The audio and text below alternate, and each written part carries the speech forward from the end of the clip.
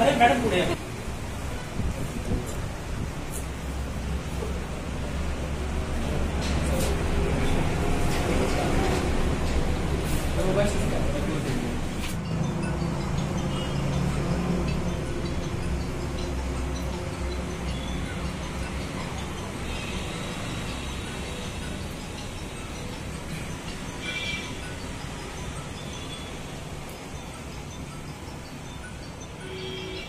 विश्वरत्न doctor Babasaheb आंबेडकरांचा doctor मेघना सहा अमर रहे, सावित्री आईचा, आरक्षणाचे जनक छत्रपती शाहू महाराजांचा, पेरियार रामास्वामींचा, गाडगे बाबांचा, आदरणीय मंडल साहेबांचा, बहुजन नायक मान्यवर कांशीराम साहेबांचा।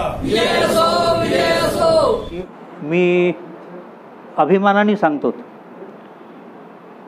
की आम्हाला तथागत, महात्मा फुले, संत कबीर ही सगळे आमच्या ओबीसी परिवारातले आहेत, परंतु ओबीसींनी ना तथागताला समजून घेतलं, ना महात्मा फुलेला समजून घेतलं, ना कबीरांना समजून घेतलं।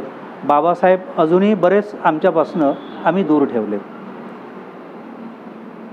तुम्हाला जेव्हाही मला कोणी म्हणतात तर मी अभिमानाने आणि गर्वाने सांगतो की बाबासाहेबांनी आमच्या बहुजनांच्या त्यागासाठी जी आपली 4 लेकरं दगावलीत त्यातला सगळ्यात मोठा रमेश होता आणि सगळ्यात लहान इंदू होती।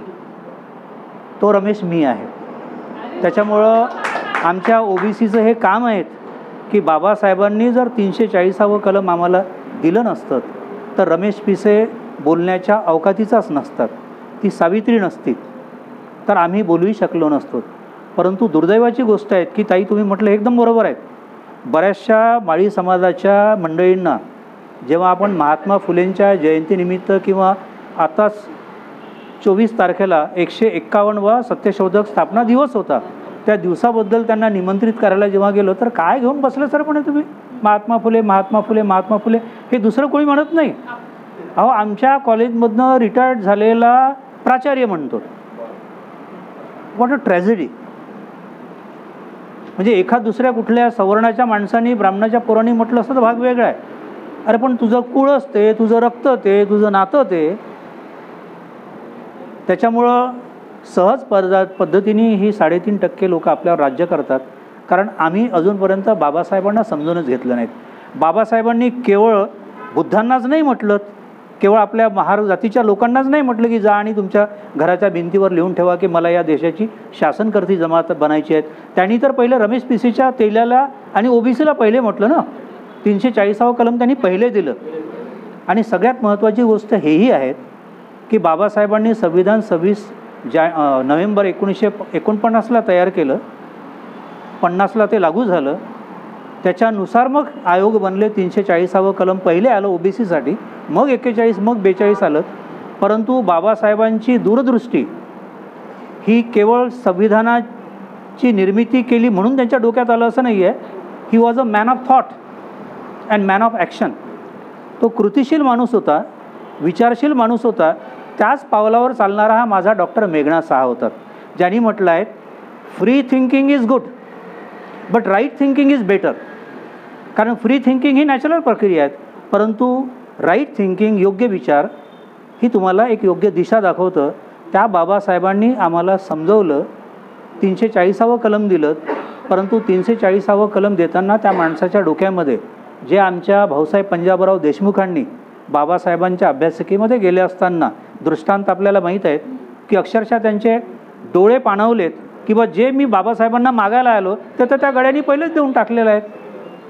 परंतु त्याच्या आधीची तुम्हाला गोष्ट मी हे सांगतो आहे, कदाचित बऱ्याच लोकांना माहीत नसेल, बाबासाहेबांच्या डोक्यामध्ये ओबीसी बद्दल झुकतं माप हे 1944 पासूनच त्यांनी मांडलेलं आहे। याचा संदर्भ मी तुम्हाला देतो आहे। 44 में उन्होंने 1944 में जब उन्होंने पीपल्स इम्प्रूवमेंट ट्रस्ट, ये जो मुंबई की ट्रस्ट है दादर की, इसके जो बायलॉज बनाए, bylaws itself is a law, कायदा ही है ना वो, तो वो बायलॉज में बाबा साहब ये लिखते हैं इन द ईयर 1944 की माझ्या या ट्रस्टमध्ये मॅडम, माझ्या परिवारातला एकही व्यक्ती सदस्य राहणार नाही, ही पहिली कंडिशन आहे.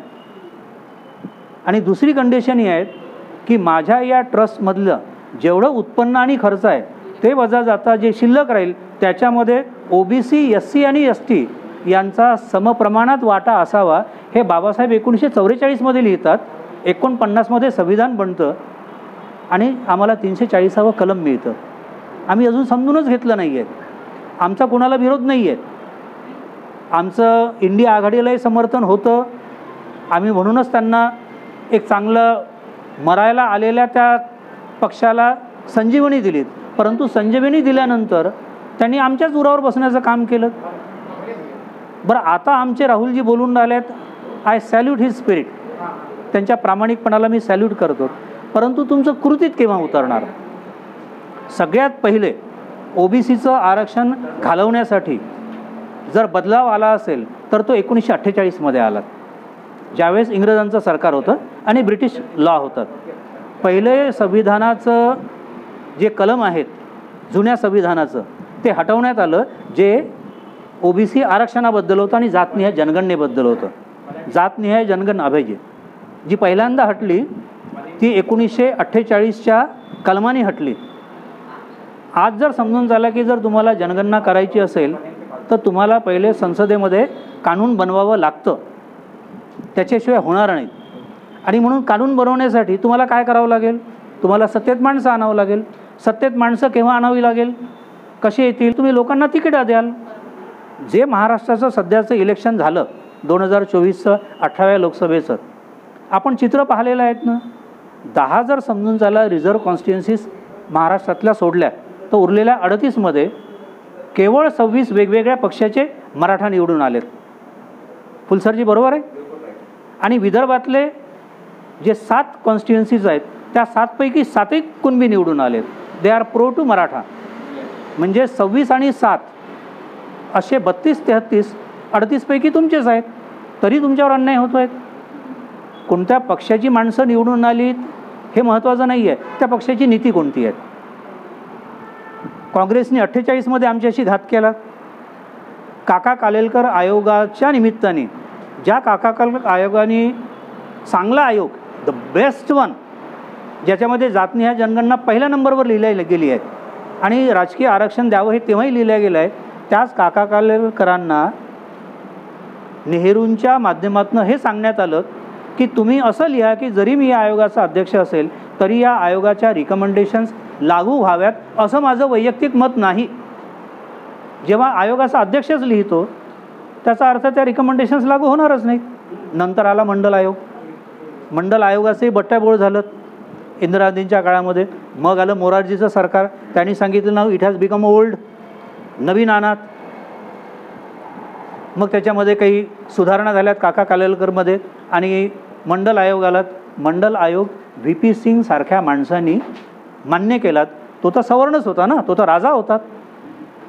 त्यांनी आपल्या परिवाराची पर्वा नाही केली आणि असं म्हटलं जातं कि जिसके लिए मेरा जनाजा निकला, जिस OBC के लिए मेरा जनाजा निकला, बदकिस्मती मेरी देखो कि मेरे जनाजे में वही नहीं है जिनके लिए मेरा जनाजा निकला. म्हणजे ज्या OBC साठी त्यांनी त्याग केला, आपला जीव गमावलात, OBC त्याच्या मय्यतीलाही नव्हते. कसं तुम्हाला आरक्षण मिळणार आहे? मग आला सुदर्शन नच्छीपण आयोग इन द इयर 2005. कोणाचं सरकार होतं? नरसिंहरावाचं सरकार होतं. 17 स्टेटच्या 22 जजेसनी मिळून तो सुदर्शन नच्छीपण आयोग बनवलेला आहे, द मोस्ट मॉडिफाईड वन.